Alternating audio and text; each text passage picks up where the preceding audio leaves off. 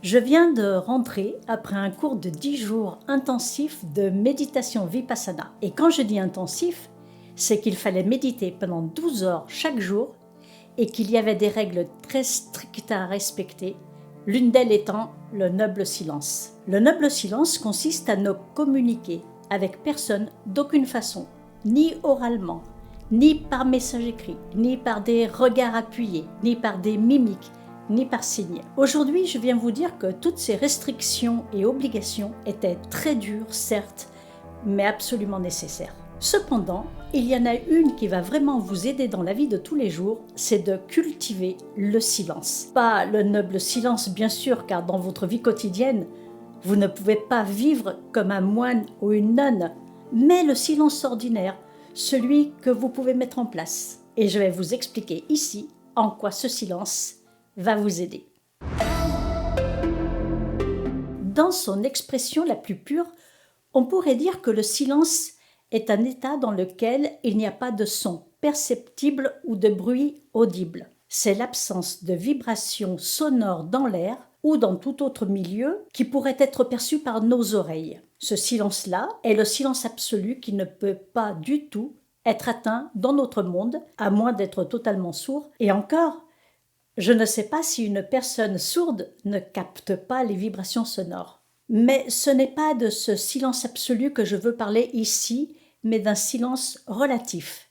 Celui qui ne vous empêche pas d'entendre le chant d'un oiseau ou le ronronnement de votre cafetière. Je veux vous parler du silence que vous devez cultiver en vous-même. Le silence peut être utilisé pour diverses raisons, notamment pour se détendre, se concentrer, méditer, réfléchir ou pour apprécier le calme et la tranquillité de l'instant présent. Il est également souvent associé à la paix et à la sérénité. Un être humain est un être multidimensionnel, matériel, spirituel, avec un corps physique très dense qui occupe toute la place et un esprit qui vagabonde au gré de ses distractions. Pendant la méditation Vipassana, on nous a souvent dit que nous devions contrôler, affûter, aiguiser notre esprit. L'enseignement nous était donné en anglais par S.N. Goenka, fondateur du centre d'Amamaï et à l'origine de la diffusion de cette technique méditative qu'est Vipassana. L'enseignement était transmis par des audios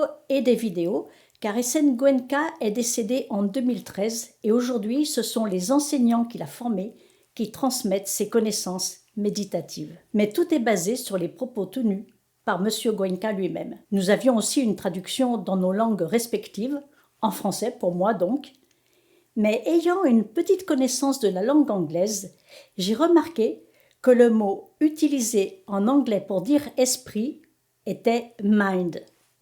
Or, mind fait référence au mental, beaucoup plus qu'à l'esprit proprement dit. Je pense qu'il est important de faire cette distinction car nous pourrions mal interpréter les propos lorsqu'il nous est dit « contrôlez votre esprit ». Nous pourrions penser qu'il s'agit de l'esprit qui est à l'origine de cette incarnation. Si cela avait été le cas, le mot anglais utilisé pour le dire aurait été « spirit » et non « mind », qui fait très clairement référence à l'ensemble des pensées, à l'organe à l'origine des pensées. Or, souvenez-vous, je vous ai dit précédemment dans une autre vidéo que nous avions tous entre 60 000 et 70 000 pensées par jour qui viennent et vont. Lorsque nous nous abstenons de parler, nous pouvons alors à ce moment-là, et seulement à ce moment-là, remarquer et prendre conscience des pensées qui arrivent. Nous remarquons que notre mental est très bavard. Lorsque vous prenez conscience du bavardage incessant du mental, qui saute de pensée en pensée sans aucune cohérence, comme un petit singe qui saute de branche en branche, alors vous remarquez que votre corps réagit à ces pensées. Le corps physique est le siège des émotions. C'est pourquoi certaines maladies sont appelées psychosomatiques, car elles ont pour origine un problème d'ordre psychique, mental donc. Les douleurs physiques générées par les émotions désagréables conduisent à d'autres pensées, qui conduisent à d'autres émotions, et cette roue ne s'arrête jamais, sauf si vous arrivez à aiguiser votre esprit afin d'en faire un instrument d'observation tranchant comme un bistouri de chirurgien ou focalisé comme un rayon laser qui va cibler et arrêter ses souffrances. Donc, lorsque nous parlons de silence ici, nous voulons dire qu'il faut arrêter ces paroles, il faut arrêter de parler. C'est de ce silence-là qu'il s'agit. Il y a des circonstances dans votre vie quotidienne où vous devrez parler, bien sûr, afin de répondre pour être entendu, mais à ce moment-là, vous devez prendre conscience du moment où vous devez parler et du moment où vous devez vous taire. Si vous parlez trop, si vous en dites trop, vous donnez des armes aux autres et vos paroles peuvent se retourner contre vous. De plus, si vous n'en dites pas trop, les personnes n'ont pas l'impression de vous connaître, et d'ailleurs c'est vrai, elles ne vous connaissent jamais. Elles doivent faire un effort car elles vont vous trouver mystérieux, ne sachant pas ce que vous pensez. Si vous en dites trop, soit vous dévoilez toutes vos pensées, soit vous parlez à tort et à travers, ce qui est dangereux pour vous. De plus, lorsque vous vous taisez, alors vous écoutez les autres. Et là, où les autres ne peuvent pas vous connaître parce que vous taisez vos paroles, vous avez la possibilité de connaître les autres en entendant les paroles qu'ils prononcent. De plus, garder le silence vous permet de vivre sans fatigue, car il n'y a pas plus fatigant que d'être toujours en train de débattre avec les autres sur les différents points de vue et opinions que l'on ne peut de toute façon jamais changer, puisqu'on ne peut pas changer les autres. En définitive, il y a des circonstances où vous devez parler. Eh bien, vous connaissez tous le dicton qui dit « Tourne 7 fois ta langue dans ta bouche avant de parler ». Pense à la pertinence de tes propos. Pense à ce que tu vas dire quand tu veux parler. Ne parle pas trop vite sans réflexion. Soyez conscient qu'à chaque fois que vous laissez sortir une parole de votre bouche, vous laissez sortir une partie de votre énergie et cela va vous conduire à l'épuisement mental et physique. Et peu à peu, vous apprendrez l'art de parler sans perdre votre énergie. Sigmund Freud, que vous connaissez tous, c'est le père de la psychanalyse, l'inventeur de la psychanalyse, a dit « On est maître de ce que l'on tait et esclave de ce que l'on dit ». Cela vous donne une idée du pouvoir du silence et de celui des mots. Écoutez plutôt que parler, ne donnez pas de munitions aux autres pour vous attaquer, vous pourrez ainsi prendre le recul nécessaire pour avoir une vue d'ensemble d'une situation. Et vous verrez que l'impact émotionnel sera bien diminué. Vous pourrez même beaucoup vous amuser en écoutant les autres. Nous vivons dans un monde où tout est apparence, pensée, émotion, énergie, où les mots pêchent à dire clairement les choses, où les mots ne sont pas assez puissants pour exprimer l'ensemble de vos ressentis, de vos sentiments et de vos pensées. Ils restent toujours en deçà de l'intensité vécue. C'est pourquoi, plutôt que choisir des mots, voire même des mots qui vont sortir tout seuls de votre bouche et que vous regretterez après, préférez le silence. Vous ne regretterez jamais d'être resté silencieux.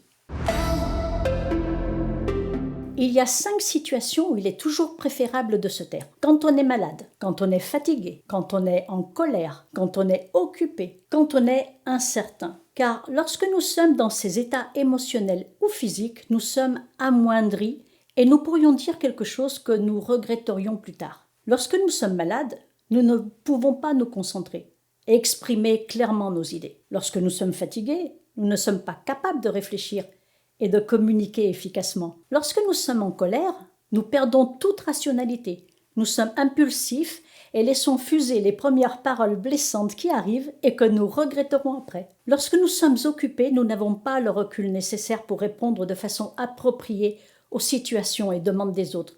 Mieux vaut attendre et cesser toute occupation avant de revenir sur la conversation. Et lorsque nous sommes incertains de notre opinion, mieux vaut se taire que de dire une bêtise.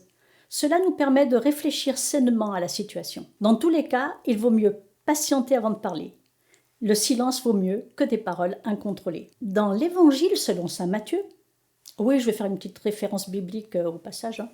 Dans l'Évangile selon saint Matthieu, chapitre 15, versets 10-11, Jésus dit « Ce n'est pas ce qui entre dans la bouche qui souille l'homme, mais ce qui sort de la bouche, c'est ce qui souille l'homme. Prenez donc garde à vos paroles. » Après tout cela, je vous propose une pratique, le jeûne de la parole. Il s'agit d'une pratique dans laquelle une personne choisit de s'abstenir de parler pendant une période de temps donné. Cela signifie qu'elle s'engage à ne pas communiquer verbalement avec les autres et à observer le silence total. Commencez par décider, par exemple, tous les lundis matins, de 9 à 10, je m'abstiendrai de parler. Ou choisissez n'importe quel jour, n'importe quelle heure, ça n'a pas d'importance. Mais choisissez un moment où cela est facile à pratiquer pour vous, car lorsque vous aurez pris votre décision, vous devrez vous y tenir. C'est un engagement entre vous et vous. Et vous verrez que cela se passera de plus en plus facilement. Vous pourrez augmenter le temps ou le nombre de jours. Voici ce que je voulais vous dire à propos du silence, que tout le monde a dit qu'il est d'or. Donc, cultivez le silence dans votre vie quotidienne. À bientôt pour une nouvelle vidéo. Au revoir.